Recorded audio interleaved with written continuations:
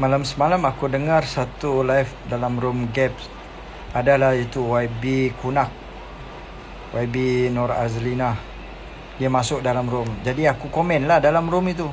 Aku tanya dia, berapa itu katak betina harga dia? Tidak dijawab. Kemudian aku tanya, kau sudah angkat sumpah guna nama Allah, bersumpah lagi. Kau boleh tipu Allah. Lagilah rakyat kau pun boleh tipu. Kalau Tuhan pun kau boleh tipu, rakyat lagilah boleh tipu.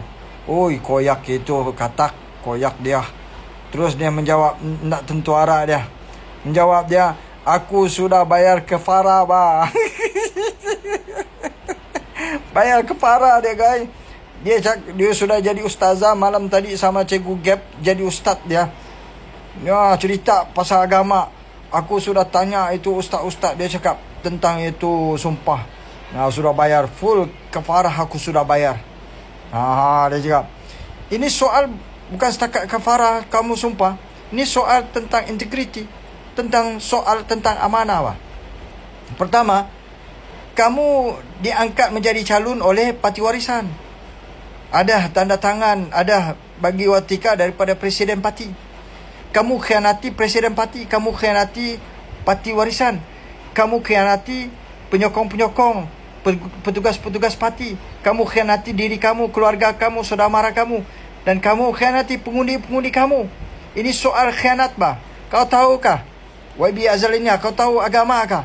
Mari aku bacakan satu ayat Quran, dua ayat Quran untuk kau hadam benda ni. Ada ayat Al-Quran yang berbunyi daripada surah Al-Anfal. A'udzubillahi minasyaitonirrajim. Ya ayyuhalladzina amanu la takhunu Allah wa rasul wa takhunu amanatikum wa antum ta'lamun. Wahai orang-orang yang beriman, janganlah kamu mengkhianati amanah Allah dan Rasulnya, dan janganlah kamu mengkhianati amanah-amanah kamu sedang kamu mengetahuinya tentang kesalahan tersebut. Nah, ini tentang amanah. Bukan setakat kamu bersumpah tu, tetapi kamu bawa amanah.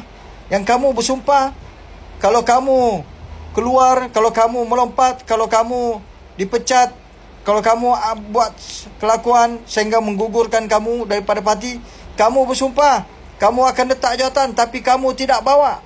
Kamu tidak letak jawatan, kamu bawa kerusi itu, pergi pula sokong JRS. Itu sebab aku tanya semalam, katak betina berapa harga dia? Kemudian dia jawab sendiri. Semalam mengejutkan kita. Dia sendiri jawab. Bila aku tanya dia dalam komen, betulkah itu harga katak 7 juta? Tanda soal. Nah, dia marah. Dia cakap aku tuduh dia. Soalnya, kau fahamkah tidak faham tanda soalan? Kalau kau jadi YB tidak faham, baik kau tidak jadi YB. Dan dia semalam marah. Dia cakap, sikit itu 7 juta. Banyak lagi daripada itu. Ada tanah lagi, ada situ sana sini disebut. Wah, itu pun orang-orang JRS, termasuk itu Gap, ketawa dorang, sokong dorang. Maksud dia sendiri mengakui, bukan aku yang cakap. Dia sendiri mengaku sikit itu 7 juta. Jadi kamu fikirkanlah berapa dapat. Berdasarkan apa dia jawab. Jadi aku bawa satu ayat Quran lagi. A'udzubillahi minasyaitonirrajim. Inna aradnal amanata 'alas samawati wal ardi wal jibal fa abayna an yahmilnaha wa ashfaqna minha wa hamalaha al insan innahu kana zaluman jahula. Apa kata Allah? YB Azalina, langit bumi, gunung ganang itu telah diberikan amanah, tetapi mereka tidak sanggup untuk menerima amanah tersebut. Wa hamalaha al insan, lalu manusia sanggup menerima, memikul amanah. Kata Allah di hujung itu, inna